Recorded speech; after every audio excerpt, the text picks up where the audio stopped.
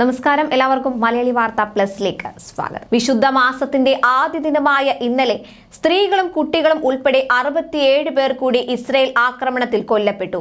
ഇതോടെ ഗാസയിൽ മരിച്ചവരുടെ എണ്ണം 31,112 ആയി. ഇതുകൂടാതെ ഹിസ്ബുള്ളയുടെ മിസൈൽ ആക്രമണത്തിന് മറുപടി എന്നോണം ലെബനാനിലെ വിവിധ കേന്ദ്രങ്ങളിൽ ഇസ്രയേൽ വ്യോമാക്രമണം നടത്തി.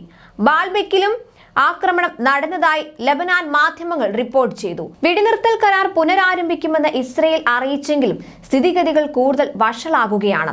റമദാന് മുൻപ് ഗാസയിൽ വെടിനിർത്തൽ കരാർ നിലവിൽ കൊണ്ടുവരണമെന്ന് അമേരിക്കയും സമ്മർദ്ദം ചെലുത്തിയെങ്കിലും നടന്നില്ല. US, ഈജിപ്ത്, ഖത്തർ എന്നീ മധ്യസ്ഥ രാജ്യങ്ങൾ മുന്നോട്ട് വെച്ച വെടിനിർത്തൽ നിർദ്ദേശങ്ങൾ അനുസരിക്കാൻ ഹമാസിനോ ഇസ്രയേലിനോ കഴിഞ്ഞില്ല. വിശുദ്ധ റമദാനിലും താൽക്കാലിക വെടിനിർത്തലിനായി ശ്രമം തുടരുമെന്ന് അമേരിക്കൻ പ്രസിഡന്റ് ജോ ബൈഡൻ കഴിഞ്ഞ ദിവസം പറഞ്ഞിരുന്നെങ്കിലും ചർച്ചകൾ നിലച്ച അവസ്ഥയിലാണ്. എന്നാൽ വെടിനിർത്തൽ ചർച്ച വിജയം കാണുമെന്ന് ആർക്കും ഉറപ്പു പറയാൻ പറ്റില്ലെന്ന് CIA ഡയറക്ടർ പ്രതികരിച്ചു. കരാർ ഉണ്ടായില്ലെങ്കിൽ സിവിലിയൻ സമൂഹം വലിയ വില കൊടുക്കേണ്ടി വരുമെന്നും അദ്ദേഹം പറഞ്ഞു.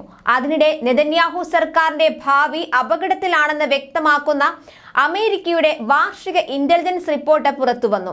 സർക്കാരിനെതിരെ ഇസ്രയേലിൽ വൻ പ്രക്ഷോഭം ആസന്നമാണെന്നും ഹമാസിനെ തുരത്തുക എളുപ്പമല്ലെന്നും പ്രതിരോധം വർഷങ്ങൾ നീണ്ടേക്കുമെന്നും റിപ്പോർട്ടിൽ പറയുന്നുണ്ട്. അതിനിടെ യുദ്ധവും പട്ടിണിയും ദുരിതത്തിലാക്കിയ ഗാസൻ ജനതയ്ക്ക് സഹായം ഉറപ്പാക്കാനുള്ള നീക്കവും ഇസ്രയേൽ തടയുകയാണ്. കരമാർഗം കൂടുതൽ സഹായം ഉറപ്പുവരുത്താനുള്ള അമേരിക്കയുടെയും യൂറോപ്യൻ യൂണിയൻ രാജ്യങ്ങളുടെയും അഭ്യർത്ഥന ഇസ്രയേൽ തള്ളി.